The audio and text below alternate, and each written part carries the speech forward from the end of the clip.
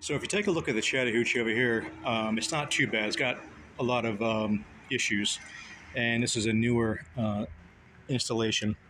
And then you come over this way, and it's not so bad until you get over here.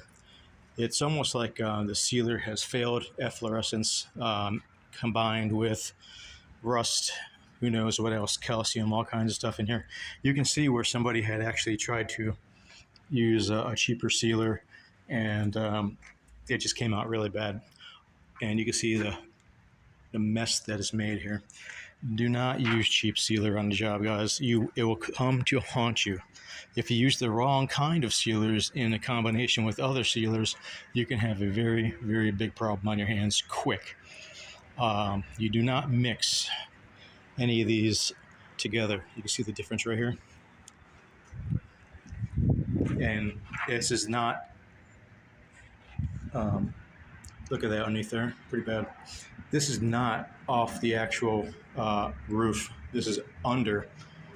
And most likely this is all from irrigation, but I see that it runs the opposite way. So anyway, a little bit of information there for you. And when it's cleaned, you have to do a really good job. And it sounds kind of funny that I'm saying that, but the sealer is an enhancer. So whatever your outcome is only as good as your preparation, if you totally understand what I'm saying. You really have to put in a lot of work with this stuff, this Chattahoochee. This is actually Chattahoochee. And if you had exposed aggregate, that's a total nightmare. That's a whole different ball game. So I probably wouldn't even touch it if it was exposed aggregate. But anyway, I'll get back to you guys here in a little while. Y'all have a good one.